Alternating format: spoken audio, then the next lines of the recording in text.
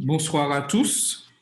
C'est avec plaisir que nous nous retrouvons ce soir pour notre rencontre pour pouvoir continuer cette école du sabbat annexe.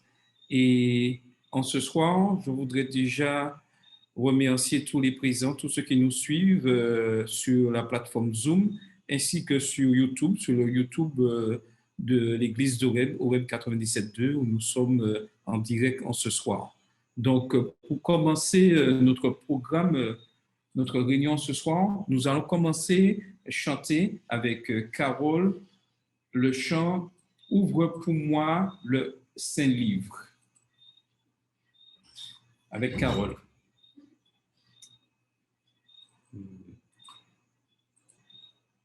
Est-ce qu'elle m'entend? Bonsoir à tous. J'espère qu'on m'entend. On t'entend très bien. Oui, j'espère que vous avez passé une bonne journée. J'espère que vous connaissez ce petit chant. Je pense que certains l'ont déjà entendu et interprété. Donc, je vous invite à l'interpréter avec moi ce soir. On va. Ouvre pour moi le Saint-Livre, lis un récit du Sauveur. Il m'est si doux de le suivre, de le garder dans mon cœur. Lire son histoire, vieille et nouvelle à la fois, d'abaissement et de gloire, de Bethléem à la croix. Ouvre pour moi le Saint-Livre,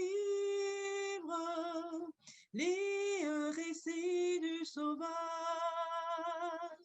Il m'est si doux de le suivre, de le garder dans mon cœur.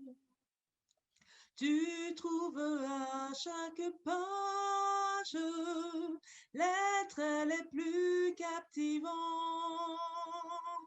Veux-tu la plus belle image?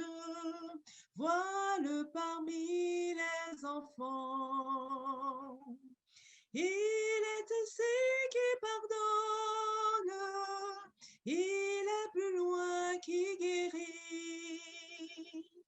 Puissance qui nous étonne, parole qui nous instruit.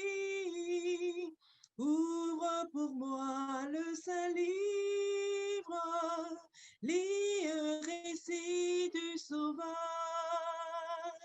Il m'est si doux de le suivre, de le garder en mon cœur. Puis c'est enfin le martyr, la nuit de Gethsémani. La croix est femme, il expire, Dieu l'a-t-il abandonné? Sa mort n'est point la défaite, le Christ est ressuscité. Il est vivant, il rachète et sauve l'humanité. Ouvre pour moi le Saint-Livre, lis un récit du Sauveur. Il m'est si doux de le suivre, de le garder en mon cœur.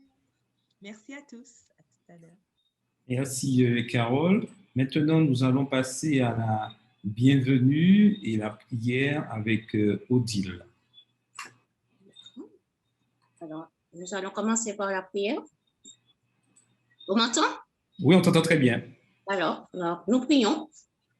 Notre Père, notre Dieu, nous te remercions, Seigneur, pour cette bonne journée passée sous ta divine protection. Merci pour tous les bienfaits manifestés envers nous. Pardonne-nous, Seigneur, tous nos péchés, en pensée, en parole, en action.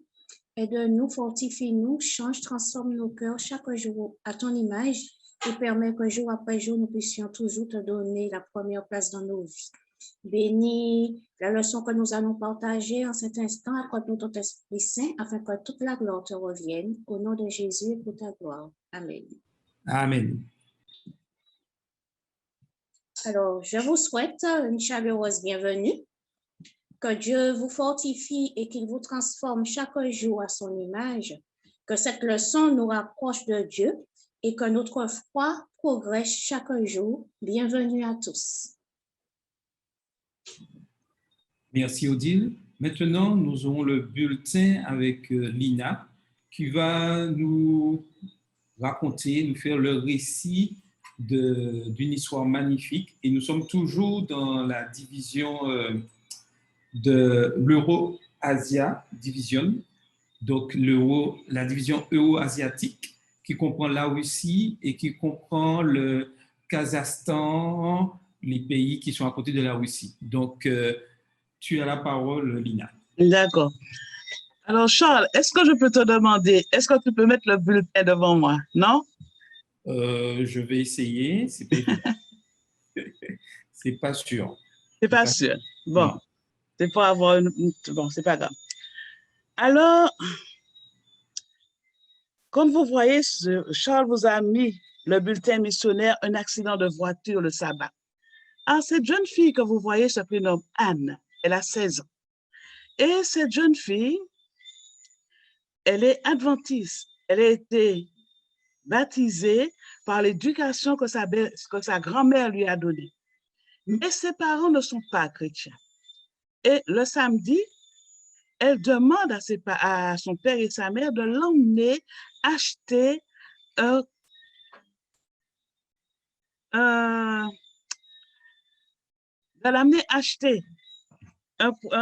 concept pour Internet. Alors, les parents, oui, les parents l'emmènent. Mais cette jeune fille savait très bien qu'elle ne devait pas sortir le sabbat parce qu'elle a eu une éducation qui lui disait que le sabbat, c'est le jour de repos. Alors, les parents partaient avec elle et sur la route, le père roulait un peu vite et la mère, le père roulait un peu vite et la route était glissante. Et pensez-vous ce qui arriva? La voiture se déporta et tomba sur un camion. Et voilà, l'accident fut fait. Alors, le père et la mère, ils moururent à la suite de cet accident. Mais cette jeune fille-là, Anne, elle entra à l'hôpital dans un coma et les médecins n'avaient aucune conviction qu'elle allait vivre. Mais sa grand-mère se mit à prier pour elle et demanda aussi aux membres de l'Église de prier pour elle. Et au bout de 3 jours, elle sortit du coma. Elle sortit du coma et au bout de 2 mois, elle a pu reprendre sa scolarité. Mais cette jeune fille, la culpabilité la rongeait parce qu'elle se disait que c'est à cause d'elle que les parents ne sont plus. Mais sa grand-mère décida de venir vivre dans leur village avec elle pour lui tenir compagnie tant que physiquement et spirituellement. Mais Anne n'était pas encore tout à fait convertie et elle faisait des choses pour plaire à sa grand-mère, mais pas pour plaire à Dieu. Mais les années passèrent et elle devait entrer à l'université. Alors, elle laissa la grand-mère et elle partit. À l'université, les années passèrent et elle tomba sur un professeur adventiste. Et ce professeur l'accompagna dans ses devoirs et aussi elle allait au temple avec eux. Mais elle allait au temple simplement pour sa grand-mère. Parce que si la grand-mère l'appelle, la grand-mère va lui poser des questions sur ses lectures, sur sa prière, et il faudra qu'elle réponde. Alors, et parce que la grand-mère l'appelait tous les jours et lui demanda, est-ce que tu as lu? Est-ce que tu as pensé à prier? Lui demanda de donner à Jésus tous ses fardeaux. Mais la jeune fille, jusque-là, faisait cela que pour plaire à sa grand-mère. Mais une fois à l'université, en compagnie de ce professeur, elle alla au temple tous les samedis et elle demanda pardon à Dieu parce que là, elle revut son baptême et elle comprit qu'elle n'avait pas une attitude noble aux yeux de Dieu, qu'elle n'avait pas un langage noble aussi. Alors, elle demanda pardon à Dieu et demanda de l'aider à devenir une bonne personne et de reprendre sa course spirituelle convenablement. Et en même temps, elle appela sa grand-mère tous les jours. Elle n'attendit pas que la grand-mère l'appelait. Elle appela tous les jours parce que là, elle avait compris que Dieu pardonne. Et lorsque Dieu pardonne, il ne retourne pas sur le passé. Et elle se sentait libérée. Le poids de la culpabilité était parti. Alors, et à ce jour, Anna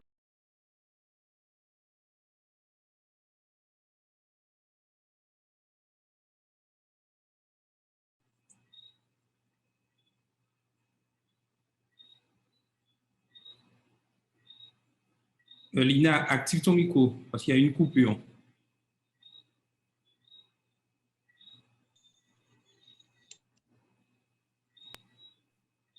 où est-ce qu'il y a la coupure? Il y a une coupure parce que tu as une coupure Internet. Donc, après, au niveau du quand elle a reconnu pardon, elle a demandé pardon. Voilà. Alors, et Anna a reconnu ses fautes. Elle a reconnu qu'elle n'avait pas une attitude noble et qu'elle n'avait pas un langage noble. Alors, elle demanda pardon à Dieu. Et de ce pardon, elle se sentait libérée de tout le poids de la culpabilité. Et petit à petit, Anna alla au temple tous les samedis, non pas pour sa grand-mère, mais pour elle. Parce qu'elle avait compris que Dieu l'avait pardonné et que Dieu avait effacé toutes ses fautes et il ne retourne pas sur son passé. Et là, aujourd'hui, elle a 32 ans, Anna, et elle est professeure à l'université et aussi animatrice des enfants, des éclaireurs, et aussi secrétaire de l'école du sabbat. Et elle nous rappelle qu'il y a 3 ans, la collecte du trimestre avait été pour justement la construction de l'église qu'elle fréquente. Et aujourd'hui, elle nous dit de ne pas oublier la collecte de ce 13e sabbat. Justement, c'est pour soutenir cette église. Alors, et je pense que cette histoire peut nous toucher tous parce que nous pouvons nous trouver dans le cas d'Anna. Et l'expérience qu'elle a faite avec son Dieu est quelque chose de formidable. Et c'est cette expérience-là que nous devons faire afin de reconnaître nos fautes et de nous remettre à ses pieds. Alors, merci. Merci Lina pour ce magnifique récit. Nous voyons que Dieu agit partout et que vraiment il est important que nous puissions rester fidèles à tout ce qu'il nous demande et qu'il agit toujours. Donc il est important que nous puissions respecter ses commandements et que même si des fois nous commettons des erreurs, le Seigneur est toujours là pour nous aider afin que nous puissions aller de l'avant et continuer à le servir fidèlement dans tout ce que nous faisons. Maintenant, nous allons passer à la partie importante de notre réunion ce soir, qui est l'introduction à la leçon 9 de l'école du sabbat. Donc, nous souhaitons vraiment aujourd'hui, nous avons le plaisir d'avoir des participants qui puissent se connecter sur YouTube. Alors, Carole va suivre le YouTube. Et si vous avez des questions, vous pouvez les poser et nous allons essayer d'y répondre. Et si vous voulez intervenir, et Carole va lire vos impressions qui sont mises dans le chat. Donc, n'hésitez pas. Donc, aujourd'hui, nous voyons l'étude 9, servir et sauver. Nous continuons toujours dans le livre d'Ésaïe auquel nous sommes ce trimestre et la leçon de cette semaine s'arrête sur le livre d'Ésaïe 41. Nous voyons là que, et nous pouvons faire, je vous fais un bref, je dirais, brève introduction à cette leçon, la délivrance exige un libérateur. La nation servante de Dieu serait délivrée par deux libérateurs, Cyrus, qui libérerait les captifs de l'exil babylonien, et un serviteur anonyme dont l'identité en tant que Messie est progressivement révélée au cours de ce chapitre 41 d'Ésaïe. Ce serviteur rétablirait la justice et ramènerait la communauté des survivants à Dieu. Il existe un lien entre Ésaïe, le chapitre 1 que nous avons vu à la première leçon, et Ésaïe 41 que nous voyons cette semaine. Nous le voyons dans l'appel à Judas dans Ésaïe 1, verset 18. Venez et plaidons. Et nous comprenons qu'il est important de comprendre le message que Dieu a pour nous. Et il le souhaite encore aujourd'hui, comme nous le disions dans la leçon 1, il nous demande de venir et il est prêt à plaider pour nous. Donc, nous avons vraiment un Dieu qui nous aime et qui n'a qu'un seul objectif, que tous nous soyons sauvés. Et nous devons comprendre et avoir à l'esprit que le livre d'Ésaïe va dans ce sens-là, que l'Éternel, malgré, je dirais, le fait que nous péchons, malgré que des fois nous le rejetons, l'Éternel est toujours prêt, toujours là pour nous. Et il souhaite que nous venions à lui et que nous puissions plaider. Et nous avons, dans notre expérience chrétienne, nous avons eu tous des hauts et des bas et nous en aurons encore. Mais il est important que malgré ces chutes, malgré lorsqu'on se relève, le Seigneur est toujours là auprès de nous. Ésaïe 41, verset 1, exprime une invitation similaire. Et on voit là, je dirais, quelque chose de particulier. Approchons-nous pour plaider ensemble. Là, le Seigneur va encore plus loin. Il parle du groupe, approchons-nous, et se met et la notion de nous, pour plaider ensemble. Toutefois, dans ce cas, l'invitation englobe une arène plus large et par conséquent, un événement plus important, les extrémités de la terre, le verset 5 d'Ésaïe 41. L'expression mispa, jugement, Ésaïe 41, verset 1, en langue hébraïque, pourrait également signifier litige, affaire, revendication juridique. Ce concept est assez similaire au sens du mot hébreu niaka, argumenté dans un procès dans Ésaïe 1, verset 18. Ésaïe 41, verset 21 renforce l'idée d'un conflit juridique. Et le verset est presque un écho d'Ésaïe 18. Plaidez votre cause à l'Éternel. Produisez vos moyens de défense.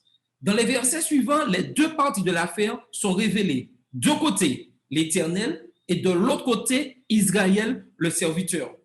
L'Éternel, au chapitre 41, est décrit de plusieurs façons. Le Saint d'Israël, le Rédempteur, le Créateur et le Roi. Et Israël ou Judas est décrit comme mon serviteur, mon élu et mon ami, une référence à Abraham.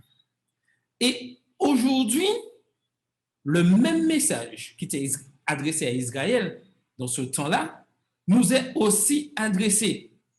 L'Éternel nous dit qu'il est là. Il est le Saint d'Israël, celui qui dirige les choses. Il est le Rédempteur, il est le Créateur et le Roi. Et nous pouvons être comparés à Israël ou Judas, nous sommes les serviteurs, nous sommes l'élu, nous sommes l'ami de Dieu. Alors, j'aimerais vous entendre sur cette partie-là. Qu'est-ce que ça vous fait de savoir que que vous êtes l'ami de Dieu, l'élu, c'est-à-dire que nous sommes chacun individuellement, je dirais quelque chose de magnifique, choisi par Dieu pour accomplir la mission. Alors, j'aimerais avoir votre avis dessus et vous pouvez ouvrir vos micros pour pouvoir parler. Alors, qu'est-ce que représente pour vous être l'ami de Dieu? Est-ce que c'est quelque chose qui vous encourage dans votre vie chrétienne ou c'est quelque chose d'abstrait que vous ne comprenez pas? Donc, qui voudrait prendre la parole pour commencer?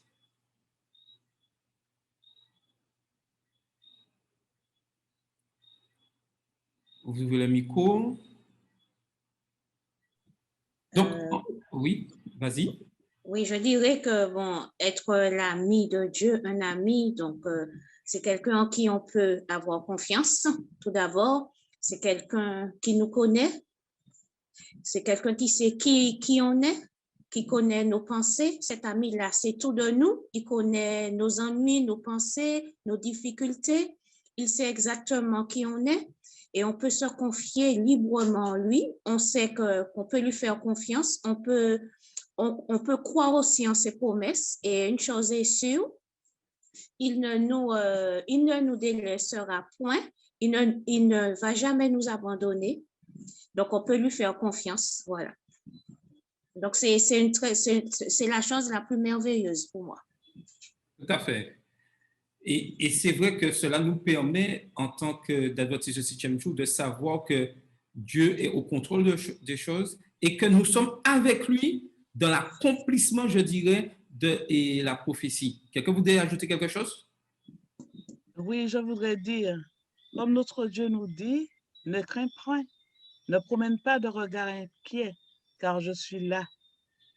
Alors, cette parole, pour moi, veut dire que tout au long de la vie que nous avons, la seule force que nous avons, à part, on dira mari, parents, enfants, pour moi, c'est secondaire. Mais la première force qu'il y a, c'est celle, la confiance que nous faisons à notre Dieu et aussi les promesses qu'il nous a faites. Alors, de ces promesses-là, nous allons de l'avant et puis, il est à côté de nous. Tout à fait. Et c'est bien vrai qu'aujourd'hui... Oui, Carole, tu voulais intervenir? Je voulais dire aussi, sachant qu'un ami, c'est quelqu'un avec qui on lit une On n'entend pas Carole. Allô, on m'entend? Vous m'entendez? Oui, mais là, on t'entend mieux. Vas-y. Ah bon. Donc, je disais, sachant qu'un ami, c'est quelqu'un à qui on peut faire confiance, c'est quelqu'un avec qui on lie des liens particuliers. Donc, je pense que c'est tout à notre avantage de considérer Dieu comme notre ami, même si effectivement, Abraham avait cette chance d'avoir cette relation particulière, mais nous aussi, nous pouvons aussi l'avoir. Moïse aussi a eu cette chance de pouvoir vraiment avoir cette conversation directe avec Dieu. Mais nous, de notre côté, nous pouvons estimer que par cette grâce qu'il nous a faite déjà d'envoyer son Fils mourir pour nous sur la croix, en plus, il nous dit de venir à lui sans crainte, de déposer notre joug sur lui. Donc, tout ça nous montre à quel point non seulement il nous aime, mais il veut aussi qu'on puisse lui faire confiance à 100%. Donc, c'est notre ami parce qu'on peut se confier à lui. Avec Dieu, on sait qu'on va confier quelque chose, ça va rester là. On sait qu'on va pouvoir se jeter dans ses bras pour qu'il nous console, il le fera. Donc vraiment, il a ce rôle d'ami que nous connaissons de tous les jours, hein, mais lui, il a ce rôle particulier parce qu'avec lui, on sait qu'il n'y a pas de faille. Ce n'est pas un homme, donc il ne va jamais nous abandonner et il ne nous trahira jamais. Et ça, c'est vraiment quelque chose d'extraordinaire. Tout à fait. Et il est important de comprendre qu'aujourd'hui, dans cette période, et nous voyons cette période de crise, qu'il est important que nous puissions mettre notre confiance en Christ. Car c'est lui seul qui nous apportera cette paix et cette sérénité pour aller de l'avant. Et nous savons que les choses n'iront pas de mieux en mieux. Mais avec cette espérance, être l'ami de Dieu nous permet de tenir ferme et de montrer aux autres que nous avons une espérance et que malgré les difficultés, Dieu est au contrôle de tout et qu'il faut avoir un cœur rempli de joie malgré les difficultés. Donc, la leçon 9, nous pouvons la séparer en 3 parties, 3 thèmes principaux. Premièrement, le Dieu de l'Alliance. Deuxièmement, Dieu qui possède d'autres titres. Il y a Dieu et il y a d'autres titres. Et Israël, le serviteur. Dieu est représenté de plusieurs façons dans Ésaïe 41. Lorsqu'il est fait référence à Dieu par rapport à son peuple dans une relation d'alliance, la Bible utilise le nom Yahvé, l'Éternel. Ésaïe utilise ce nom environ 450 fois dans son livre. 450 fois. L'expression se retrouve 6828 fois dans la Bible hébraïque. Le récit du Pentateuque donne des indications claires sur ce nom. Cette étude passe en revue quelques versets relatifs aux personnages auxquels Ésaïe fait allusion. Abraham, il y a 3 moments dans la relation d'alliance entre Dieu et Abraham. Et le nom divin utilisé ici est Yahvé. Premier élément, l'Éternel Yahvé appelle Abraham et lui promet de faire de lui une grande nation. Genèse 12, les versets 1 à 3.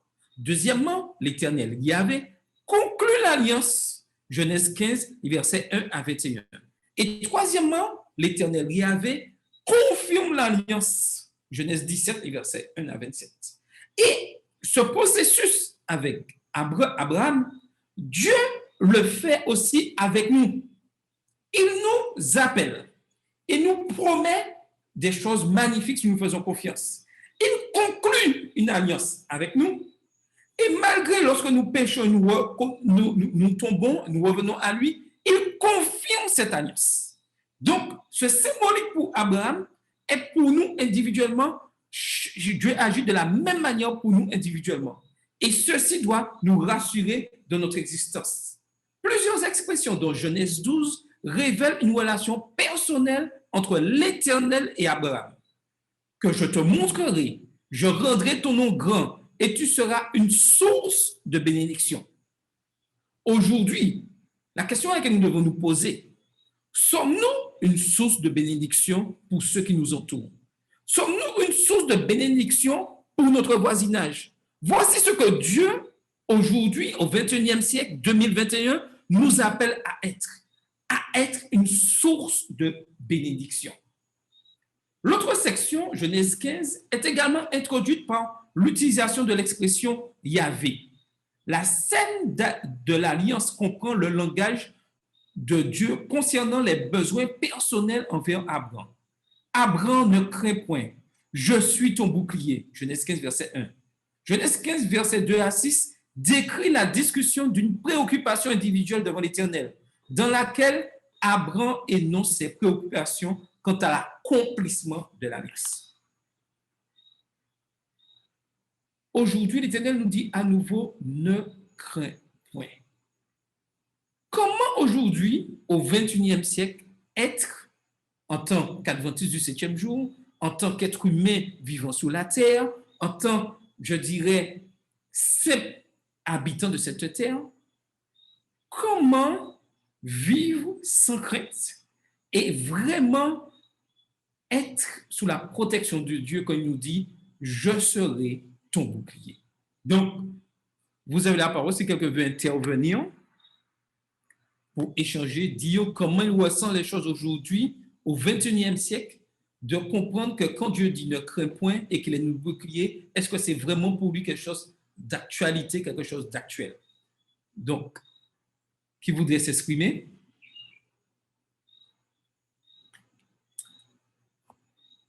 Qui voudrait prendre la parole? Oui, Carole?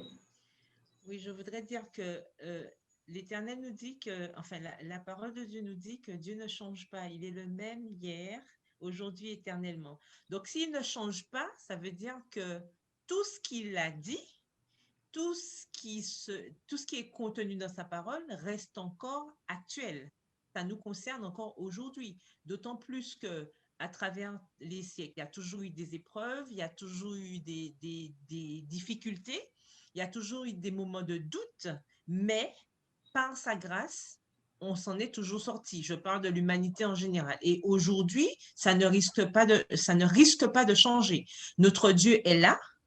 Et souvent, il est là, il reste debout là. C'est nous qui nous éloignons malheureusement. Donc, c'est à nous justement de faire nôtre cette promesse et de croire fermement que effectivement, il est notre bouclier. Il sera toujours là pour nous protéger tant que nous le voulons, tant que nous restons proches de lui et tant que nous évitons justement de ne pas justement de perdre de vue ses promesses, de perdre de vue cette réalité, car il nous dit qu'il est avec nous tous les jours jusqu'à la fin du monde. Donc, il faut que ce soit une réalité. Donc, on peut tout à fait faire confiance à cette promesse. Pour moi, ça reste et ça demeure une réalité aujourd'hui. OK. Quelqu'un d'autre voudrait-il ajouter quelque chose? Oui, Oui. oui, Oui, je voudrais Odile. dire que il faut savoir une chose, c'est que Dieu, c'est toute chose. S'il a mentionné cette phrase, ne crains point, il sait pourquoi. Il sait que forcément, en tant qu'humain, à un moment ou à un autre, on risque de craindre, on risque de perdre la foi, mais il nous dit, relève-toi, n'aie pas peur, tu n'es pas seul. Je suis avec toi. Donc, en tant qu'humain, c'est sûr qu'à un moment, vu la situation, on peut avoir des soucis, des problèmes, des difficultés. On peut se retrouver dans une situation où ça peut arriver qu'on perd la foi. Mais à ce moment-là, nous ne devons pas oublier qu'il y a un Dieu miséricordieux, il y a un Dieu qui est bon, il y a un Dieu qui nous accueille et qui nous dit, n'aie pas peur. Confie-toi à moi, mets-toi à genoux et ne t'inquiète pas. Le visible, tu pourras le gérer, mais l'invisible, laisse-le pour moi. Je vais le gérer pour toi. Et c'est justement à ce moment-là que nous devons revenir à Dieu, nous devons lui faire confiance plus que jamais et rester fidèles à lui. OK, merci Odile. Quelqu'un d'autre veut intervenir? Oui, je voulais juste dire que à l'heure actuelle où nous vivons, c'est vrai que beaucoup de personnes peuvent avoir peur. Mais cette peur-là, je voudrais dire, enfin, est-ce la bonne chose? Je ne sais pas, vous allez me dire que j'allais mettre sous un manque de foi. Parce que Dieu nous a donné des promesses. Il nous a donné des certitudes. Et il nous a dit, si vous m'aimez, gardez mes commandements. Et si vous ne m'aimez pas, c'est sûr que lui non plus, hein, les commandements qu'il nous a donnés, on ne les met pas en pratique, c'est sûr qu'on va payer les conséquences, en fait, je veux dire. Bon. Mais même dans la leçon, lorsqu'il nous dit, je l'ai cité tout à l'heure, hein, n'aie pas peur car je suis avec toi. Ne jette pas de regard inquiet car je suis ton Dieu. Je te rends fort. Je viens à ton secours. Je te soutiens de ma main droite victorieuse. C'est-à-dire, ça, c'est une des promesses. Mais il nous a donné tant de promesses afin que nous puissions nous accrocher. La chose qu'il nous demande, c'est d'observer ses commandements. Ton micro a été coupé. Ton micro est coupé, Lina. Voilà. Le plus important, c'est de garder les commandements de Dieu. C'est de marcher toujours en mémoire de ce qu'il nous a demandé d'être, de ce que nous devons le ressembler. Et lorsqu'on fait un retour sur l'histoire de la jeune Anne du bulletin, qui dit qu'elle vivait avec la culpabilité, mais lorsqu'elle a vraiment vécu avec son Dieu, elle a compris que Dieu lui a pardonné, mais que Dieu ne retourne pas sur le passé. Alors, c'est ce qu'il a lâché. Alors, on a aussi cette certitude. Alors, pour moi, notre base, c'est les commandements de Dieu, vivre en harmonie avec ce qu'il nous a demandé.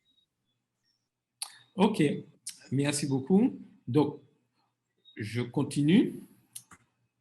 L'Éternel, dans Genèse 15, verset 7, réitère à Abraham son nom. Je suis l'Éternel qui t'ai fait sortir d'Ur en Chaldée pour te donner en possession ce pays. Genèse 15, verset 7. Et Genèse 15, verset 18 nous montre clairement le lien entre le nom Yahvé et l'alliance. En ce jour-là, l'Éternel fit une alliance avec Abraham et dit, je donne ce pays à ta postérité. Dans Genèse 17, l'Éternel, toujours Yahvé, discute de nouveau avec Abraham. Le récit dénote une relation personnelle.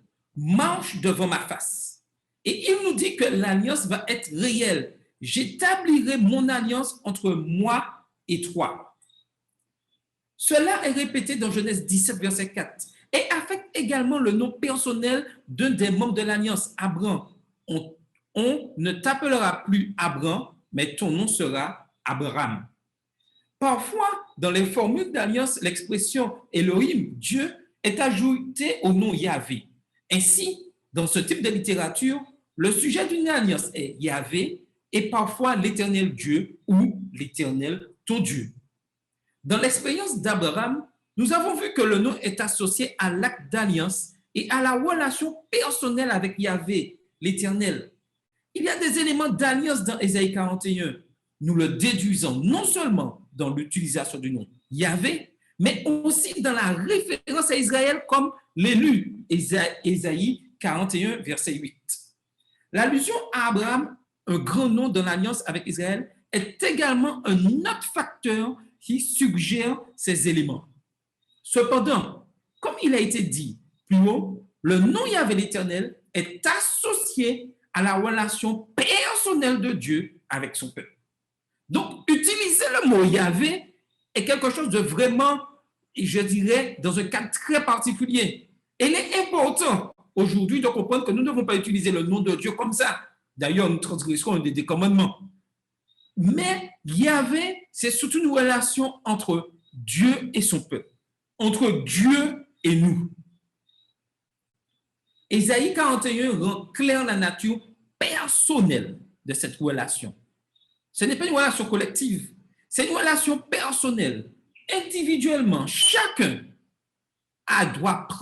doit faire sa relation, doit avoir une relation avec Dieu. Je ne peux pas avoir une relation pour Lina, Carole ne peut pas avoir une relation pour moi. Chacun individuellement doit être en relation avec Dieu. Voilà. Je pourrais conseiller, je pourrais peut-être donner des conseils, consoler, mais si l'individu n'a pas cette relation, ne fait pas cette démarche personnelle, tout ce que je dirai pour encourager cette personne, toutes les prières que je pourrais faire pour encourager cette personne seront vaines parce que l'individu lui-même n'a pas décidé d'avoir cette relation avec Dieu. Et aujourd'hui, nous voyons qu'il est important d'avoir cette relation avec Dieu si nous voulons remporter la victoire. Et si nous avons autant, je dirais, de difficultés au sein de nos communautés, c'est qu'individuellement, nous ne sommes pas en relation avec Dieu. Car si chacun est en relation avec Dieu, l'Église avancera. Donc la question personnelle que je dois me poser, suis-je vraiment en relation avec Dieu? Donc, est-ce que quelqu'un voudrait ajouter quelque chose en plus de ce que j'ai dit? Est-ce que tout est clair? Donc, je continue. L'Éternel appelle Abraham son ami. L'Éternel souhaite appeler chacun d'entre nous son ami. Tout comme la dernière des expressions dans « moi, l'Éternel, le premier, et avec les derniers, je suis le même », Ésaïe 41, verset 4 dans la version Darby, l'expression « je suis le même » est expliquée par John Oswalt dans les termes suivants.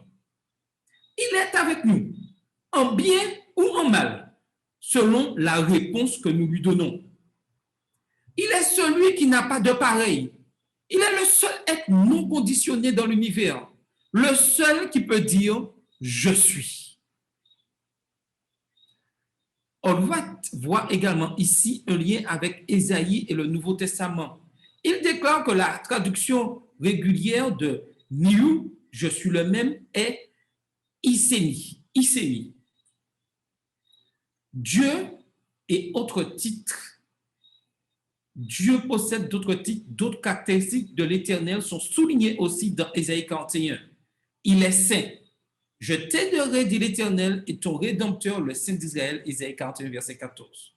Une idée similaire est exprimée dans Ésaïe 41, verset 20. Que la main de l'Éternel a fait cela et que le Saint d'Israël l'a créé. Le Saint est l'un des principaux titres de l'Éternel dans le livre d'Ésaïe et il constitue l'un des principaux thèmes du livre. L'expression « le Saint » est utilisée là 33 fois par Ésaïe, comme le montre la leçon 2, où Saint, dans la leçon 2 que nous avons vue, Saint fait référence à la pureté, la perfection, la gloire cachée de Yahvé, La sainteté est l'essence de son être. Le titre saint implique la norme morale pour la nation. Cet appel à la sainteté est enraciné dans la loi mosaïque, fondée sur l'autoproclamation par Dieu de sa propre perfection. Parle à toute l'assemblée des fils d'Israël et dis-leur, vous serez saints, car moi, l'Éternel, votre Dieu, je suis saint. Aujourd'hui, l'Éternel, Dieu souhaite que chacun soit saint.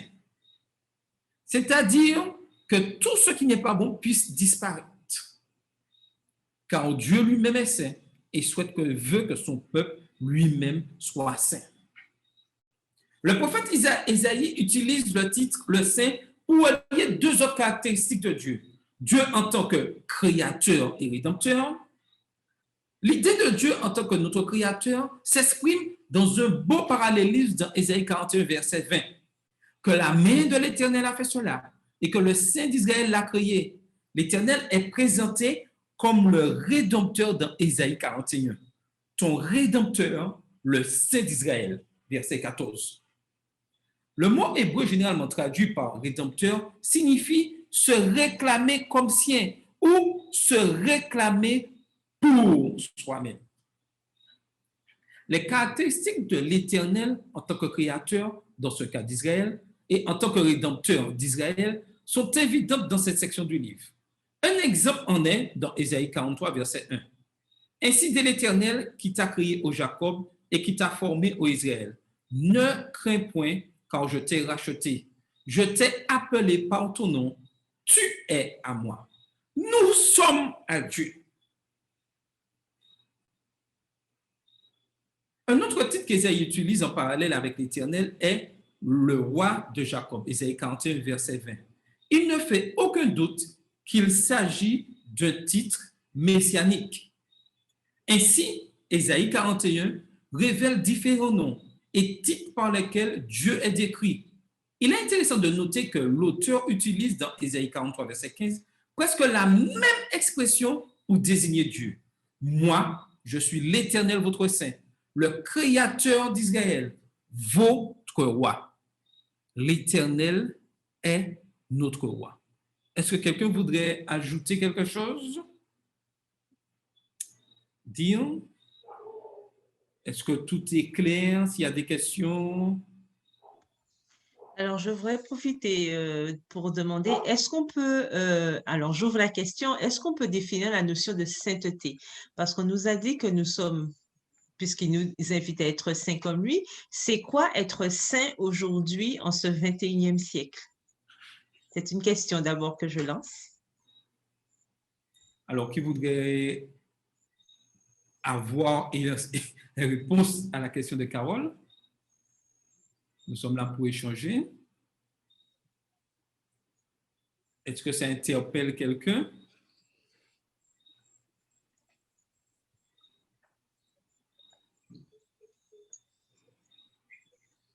Oui? Personne? Alors, être saint, c'est-à-dire qu'on est déjà un élu de Dieu. Et il nous demande, parce que Dieu est saint, il nous demande de lui ressembler. Alors, comment puis-je dire ça? Mais Charles, tu peux m'aider, hein? Tu peux aider, tu connais. Alors,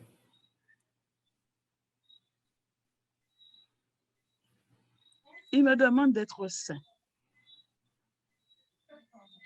Mais je suis saint parce que je suis l'enfant de Jésus. Je suis saint. Mais la sainteté qu'il me demande d'être, c'est toujours de lui ressembler, de faire sa volonté. Ça se résume toujours. Enfin, bon, je vois que Carole sourit. Je ne sais pas. Alors, vas-y, Charles. Bon, déjà, être saint, c'est déjà respecter. Oui, non, mais c'est déjà être en accord avec les commandements de Dieu. Voilà. Déjà. Tout à fait. Déjà. C'est pourquoi j'ai dit Bon. que ça se résume toujours au commandement de Dieu. C'est Tout à fait. quoi? Oui. Oui. Alors, Carole, qu'est-ce que tu en penses? Non, non, je rassure Lina, je suis tout à fait en phase avec ce qu'elle disait. Effectivement, parce que c'est vrai que souvent, on a tendance à confondre la sainteté, la perfection, etc. Mais il ne faut pas oublier que le saint, c'est celui qui se conforme à aussi. Exact. Donc, c'est ce que Dieu attend de nous, c'est que nous nous conformions à sa volonté. Nous savons très bien que tant que nous serons sur cette terre, nous sommes dans cette ambivalence. Il y a le combat entre le bien et le mal. Nous savons très bien que la perfection n'est pas de ce monde. Il ne faut pas qu'on ait peur de le dire. Mais la sainteté, justement, c'est un état d'esprit. D'accord? C'est un état d'esprit dans lequel nous sommes, c'est-à-dire que on dit toujours que nous allons de sanctification en sanctification, c'est-à-dire qu'on progresse chaque jour par la grâce de Dieu, grâce à son Saint-Esprit, grâce à tout ce qu'il fait pour nous, ce qu'il enlève, ce qu'il amende. En fait, c'est tous ces petits progrès que nous faisons à mesure que nous apprenons à connaître notre Dieu, c'est ce qui nous mène à cette sainteté. Cette sainteté, c'est cet état d'esprit que nous avons à vouloir faire plaisir à notre Dieu, nous mettre dans cette position où on veut toujours aller dans le sens qu'il nous demande. Respecter ses commandements, certes, on n'a jamais dit que c'était quelque chose de facile, mais comme l'Éternel regarde au cœur, c'est ce qui va compter. Et on l'a vu avec plusieurs personnages bibliques. On a David, Salomon et bien d'autres. On a bien vu que c'était pas une question de perfection parce que eux aussi ils ont fait leur lot de bêtises, n'est-ce pas?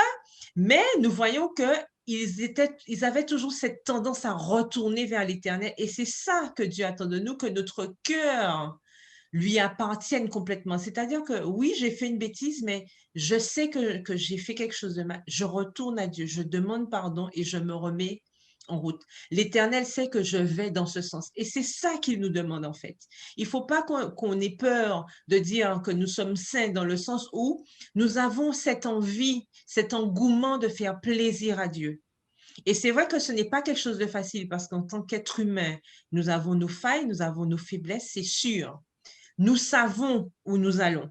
Nous savons d'où l'Éternel nous a sortis et nous savons où nous voulons aller.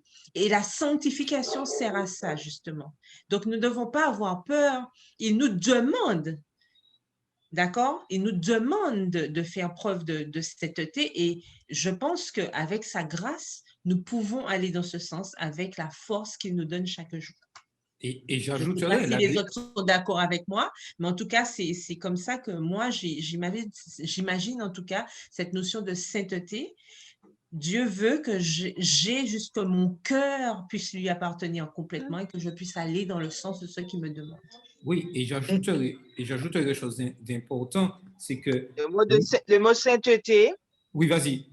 Normalement, le mot sainteté revient à Dieu seul, parce que Dieu est le seul saint.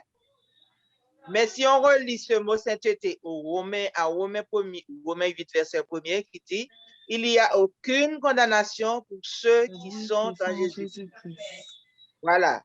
Donc, je m'appelle saint, comme Carole vient de le dire, dès que je prends conscience que je marche avec Dieu, je prends conscience de mes erreurs, je me tourne vers Dieu. Je demande pardon, Dieu m'appelle saint. Voilà. C'est dans ce sens-là qu'on doit comprendre le mot sainteté. Parce que le pécheur, de lui-même, ne peut pas être saint. OK? Parce que la sainteté, revient à Dieu seul. OK? Voilà. Pour moi, c'est ça. Tout à fait. Et j'ajouterais quelque chose de très important.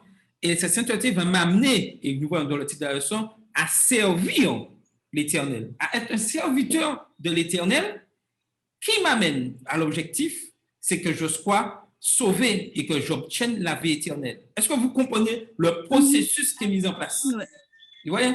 Donc, tout ceci, le but, la finalité, c'est d'obtenir la vie éternelle. La vie éternelle. Mais il faut que je passe par ces étapes-là.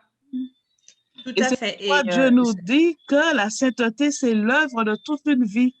Voilà, c'est ça. Tout à fait. Et effectivement, ce que Violette disait tout à l'heure, c'est vrai. Le Larousse même nous dit, hein, pour le saint, on nous dit qu'il y a pas, on nous dit que c'est quelqu'un qui vit selon la loi de Dieu et qui mène une vie exemplaire sur le plan moral ou religieux. Donc, nous voyons bien que ce n'est pas une question de perfection, mais c'est en accord avec la parole de Dieu, en accord avec ce que Dieu nous demande. Et tout à fait, Dieu est le seul saint, c'est le seul parfait, ça, on le sait. Ça, c'est la base, ça, on le sait. Mais il attend de nous que nous puissions lui ressembler. Et pour lui ressembler, bien sûr, nous devons puiser dans sa parole, parce que je ne peux suivre quelqu'un que je connais. Si je ne connais pas la personne, je ne pourrai pas suivre. Et c'est ce que Dieu nous demande. Plus on apprend à le connaître, et plus on veut lui ressembler. Et plus il nous aide justement dans ce sens-là. Et c'est tout ce parcours que nous avons, quand on dit la route du chrétien, ben c'est ça, c'est tout ce parcours que nous avons qui nous mènera justement à cet apogée lorsqu'il reviendra et qu'il nous changera. Et que tous les élus pourront profiter de tous ces sacrifices qui ont été faits justement pour lui ressembler au fur et à mesure. Tout à fait. Donc, je continue puisque malheureusement l'heure avance. Alors, Israël, le serviteur de l'Éternel, a été désigné par différents titres dans Isaïe 41. Israël, dans sa relation d'alliance avec Dieu, a également reçu plusieurs titres. Par exemple, Israël, par rapport à Dieu, est le serviteur, l'élu et l'ami. Dans de nombreuses sections du livre d'Ésaïe, Israël, ou plus particulièrement la nation de Juda, est le serviteur de l'Éternel.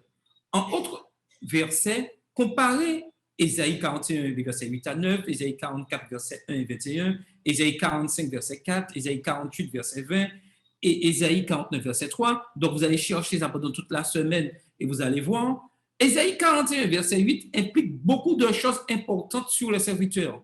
Et toi, Israël, mon serviteur, Jacob, que j'ai choisi, semence d'Abraham, mon ami. Et ce même verset est pour nous aujourd'hui. Dieu nous a choisis.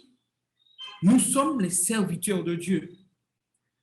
Alec Mokier identifie 4 caractéristiques du serviteur dans ce verset. Premièrement, qu'Israël est venu pour être le serviteur de l'Éternel par choix divin. Donc, ça rapporte à nous aujourd'hui. Nous avons été choisis par Dieu pour être serviteurs de l'Éternel. Deuxièmement, que la relation a commencé avec Abraham, mon ami, 2 Chroniques 20, verset 4, Jacques 2, verset 23, est littéralement celui qui m'aime, qui m'a aimé. Et ceci est encore d'actualité pour chacun de nous. Troisièmement, il nous dit que l'extension de la promesse de l'alliance aux descendants d'Abraham, littéralement semence, Genèse 17, verset 3, est toujours valable. Vous avez été choisis. Nous avons été choisis et non rejetés. Et ceci doit nous donner, je dirais, de bons au cœur dans tout ce que nous vivons. Quatrièmement, en choisissant et en appelant Abraham, l'Éternel a montré que sa puissance s'étend jusqu'aux extrémités de la terre, ses coins les plus éloignés. Dans tout cela, il n'y a rien d'une quelconque fonction que le serviteur puisse remplir. Seulement qu'Israël a un statut à honorer. Notre Dieu est présenté dans la Bible de bien des façons. Il est grand, Elohim, le souverain de l'univers, et le Dieu transcendant. Cependant, Dieu est aussi un Dieu personnel. Et pour le montrer, les auteurs bibliques utilisent le nom Yahvé, l'Éternel. Yahvé est le Dieu de l'alliance, le Dieu des échanges interpersonnels avec les êtres humains. Comment pouvons-nous distinguer ces deux aspects de Dieu par rapport à ses créatures? Et nous le voyons clairement dans Genèse 1, verset 1, Genèse 12, verset 1. Au commencement, Dieu créa les cieux et la terre. L'Éternel dit à Abraham, va-t'en de ton pays, de ta patrie et de la maison de ton père dans le pays que je te montrerai. Et aujourd'hui, tout ceci est encore d'actualité pour chacun d'entre nous.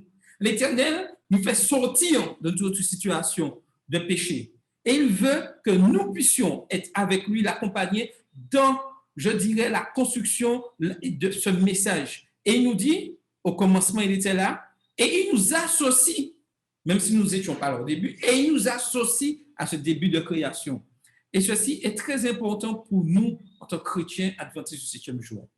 Ésaïe 41 révèle Dieu de bien des façons différentes. Le livre se réfère à l'Éternel comme étant le Saint d'Israël, le Rédempteur, le Créateur et le Roi. Lequel de ces deux titres est particulièrement pertinent pour vous dans votre vie et pourquoi? Pour moi, ces deux titres, quelque chose de très important, car ça me montre que je ne suis pas comme ça un pion dans la nature, que je suis quelqu'un de très particulier aux yeux de Dieu, car il est mon Rédempteur, le Créateur et le Roi. Et c'est très difficile de choisir entre ces trois éléments, mais le plus important pour moi, et chacun pourra choisir, c'est Rédempteur. C'est-à-dire que je ne mérite pas ce salut. Je ne mérite pas ce pardon, mais Dieu, dans son amour, envoie Christ pour me sauver. Et là, vraiment, c'est quelque chose de formidable de savoir que je suis pleinement pardonné et que je peux mener une vie de sanctification. Est-ce que quelqu'un voudrait ajouter quelque chose avant que nous puissions passer à la conclusion? Est-ce que tout est clair? Donc, je vais conclure par ces quelques questions qui nous permettront au cours de cette semaine de bien réfléchir, de bien comprendre l'importance que si nous voulons vraiment répondre à l'appel de Dieu, il faut que nous soyons des serviteurs. Il est important que nous soyons serviteurs de Dieu. Cela signifie quoi? Être au service de Dieu, être au service de mon prochain. Lorsque je colporte, lorsque je dis de mauvaises choses vis-à-vis de mon prochain, je deviens ennemi de Dieu. Je ne suis plus serviteur et je me mets en danger car je perds cette promesse que Dieu a pour moi, c'est-à-dire ce salut. Il est important que nous puissions faire disparaître en nous toute hypocrisie, tout ce qui nous empêche d'être vraiment au service l'un de l'autre, la jalousie, tout ce que nous connaissons, ces choses-là. Nous devons être vraiment des serviteurs et vraiment se laisser guider par le Saint-Esprit, quoi qu'il arrive. Si nous identifions ce serviteur de l'Éternel à Jésus-Christ, ce texte ne peut-il pas concerner les disciples que nous sommes? Et bien sûr que oui. Comment le servons-nous pour remplir sa mission de justice, la mission de vérité, de droit parmi notre entourage? Sommes-nous justes dans ce que nous disons, ce que nous faisons vis-à-vis de notre prochain? Disons-nous cette vérité capitale? Sommes-nous droits dans tout ce que nous faisons? Comment faire connaître le message du salut en Jésus-Christ sans écraser les autres de nos jugements et de nos condamnations morales? Chacun est libre de faire son choix. Et nous ne sommes pas appelés à dire si un tel sera sauvé. Tout le monde est libre de son choix. Le plus important, c'est mon choix. Qu'est-ce que j'ai décidé? Et par mon attitude, ça va influencer les autres plus que par des sermons et des paroles. Et aujourd'hui, ce qui nous fait du tort dans nos communautés, c'est que nous ne vivons pas ce que nous disons. Et aujourd'hui, l'Éternel nous appelle à servir, c'est-à-dire à vivre ce que nous prêchons. Donc, c'est simple. Lorsque je vis les 10 commandements, même quand je commets une erreur, on va dire, mais non, mais il a combiné, il va revenir. Mais cultivons le service. Cultivons l'amour envers le prochain. Que signifie ce rôle d'être la lumière du monde que Jésus a confié à ses disciples? Oui, nous devons être la lumière du monde.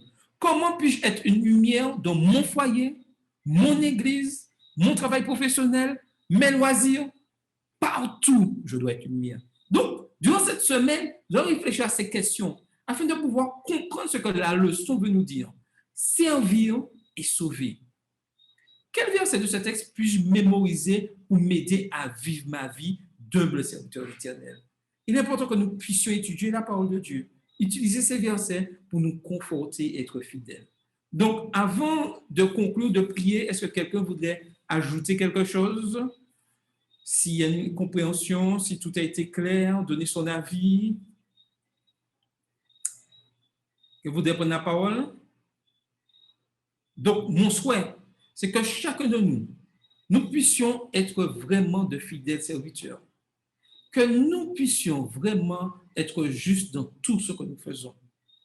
Et que nous puissions être cette lumière dans nos foyers, dans nos églises, dans notre travail, dans nos loisirs, partout. Servir et sauver. Voilà ce que Dieu souhaite pour chacun d'entre nous. Amen. Et la semaine prochaine, nous verrons accomplir l'impensable. C'est-à-dire que lorsque nous mettons vraiment au service de Dieu, des choses formidables arriveront. Donc, je vais vous inviter à incliner la tête. Et je ferai la dernière prière de notre rencontre. Inclinons la tête. Seigneur Dieu, nous voulons vraiment te remercier. Nous sommes des pauvres pécheurs. Nous commettons des erreurs. Mais nous venons humblement ce soir à tes pieds, te demander pardon. Et que nous puissions vraiment être à ton service, être cette lumière dans ce monde de ténèbres, dans ce monde où il y a autant de difficultés. Que ton Saint-Esprit travaille en chacun de nous individuellement et que nous puissions proclamer que tu reviennes bientôt, Seigneur. Nous voulons prier pour tous ceux qui sont présents sur cette plateforme Zoom, pour eux individuellement, pour ceux qui nous suivent sur YouTube en ce moment et ceux qui nous suivront après, Seigneur. Que ton Saint-Esprit puisse travailler en chacun de nous et que nous puissions être de fidèles serviteurs et que nous puissions toujours aller de l'avant et remporter cette victoire sur l'ennemi. Nous voulons tous être sauvés, Seigneur. Guide nos familles au cours de cette semaine. Bénis-les et quoi qu'il arrive, que nous ayons toujours confiance en toi. Nous avons prié ton Fils et pour ta gloire. Amen.